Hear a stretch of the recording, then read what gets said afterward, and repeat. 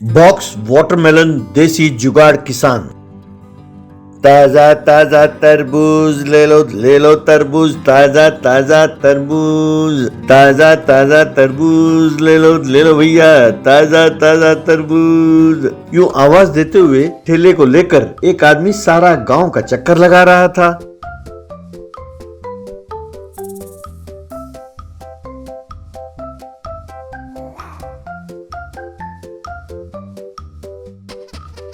उसका नाम था परमेश। परमेश की पत्नी और बच्चे थे। उसके पास एक छोटा सा खेत था। उस खेत में वो तरबूज उगाता था।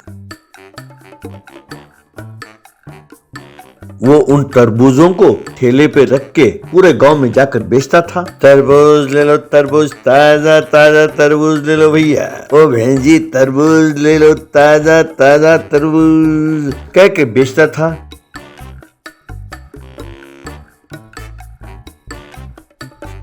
लेकिन जो पैसे वो कमाता था उसे परिवार चलाने के लिए पूरा नहीं होता था। वो ये बात अपनी पत्नी को कह के बहुत दुखी होता था। उसकी ये बातें सुनकर उसके बच्चे भी बहुत दुखी होते थे। उसी गांव में वर्मा नाम का एक धनवान रहता था। उसके कई बिजनेस थे।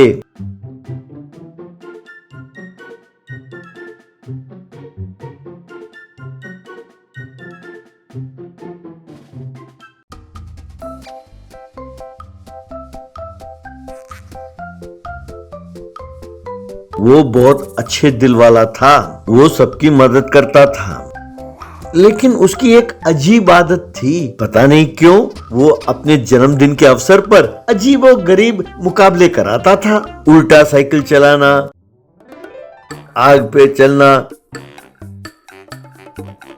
जलते हुए 4 टायरों के बीच में से कूद के बाहर निकलना, एक ही पैर पर दिन भर खड़े रहना, यूं एक नहीं कई किस्म के मुकाबले कराता रहता था। और जो ये मुकाबला जीतता उसे वो नकद इनाम देता था।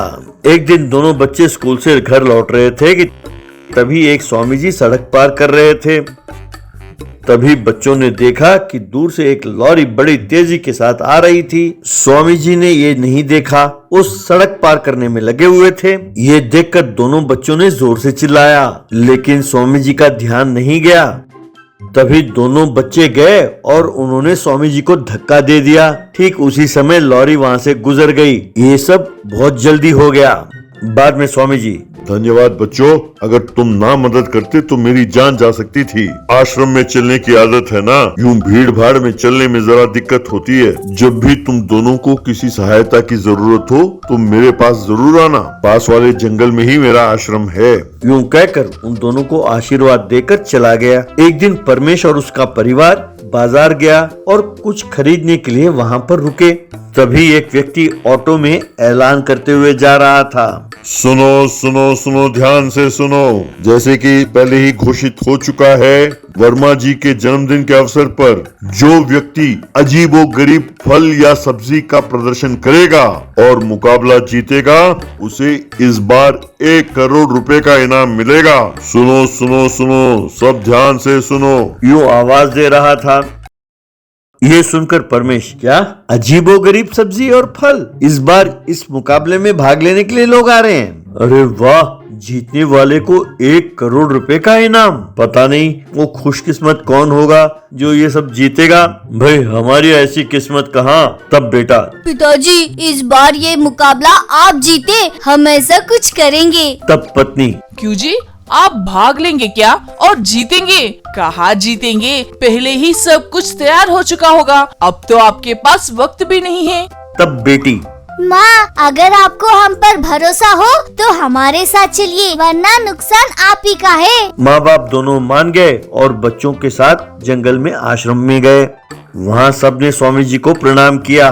बेटा, स्वामी जी आपने उस दिन कहा था ना कि आप हमारी मदद करेंगे, हम इसीलिए आए हैं। कहकर उस मुकाबले के बारे में बताया। तब स्वामी जी, तुम क्या कहना चाहते हो मैं जानता हूँ बेटा। तुम्हारी यही इच्छा है ना कि उस मुकाबले में तुम्हारे पिताजी भाग लें और इनाम जीते। कहकर उन्होंने हवा में अपना हाथ घुमाया और एक छोटा सा शीशा प्रकट हुआ। उस शीशे के अंदर कोई द्रव्य था। उस शीशे को परमेश को देते हुए बेटा, इस द्रव्य को तुम अपने तरबूज के फसल पर छिड़को। तुम्हारे तरबूज अजीब रूप में बदल जाएंगे। फिर उन्हें प्रदर्शन में रखो। अगर तुम मुकाबले में जीत गए तो बढ़िया है, वरना दुखी होने की जरूरत नहीं है। घर आकर उस तरबूज को काट कर देखो, तुम्हारा भला होगा। तब वो सब चले गए और जाकर सब फसल पर उन्होंने उस द्रव्य को छिड़का।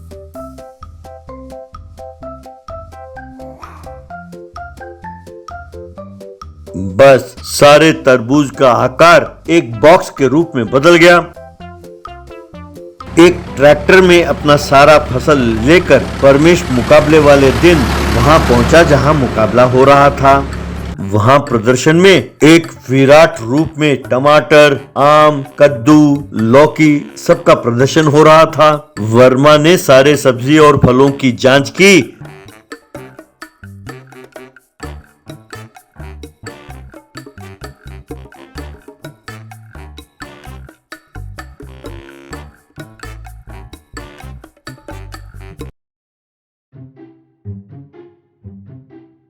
और परमेश को मुकाबला में विजेता घोषित किया।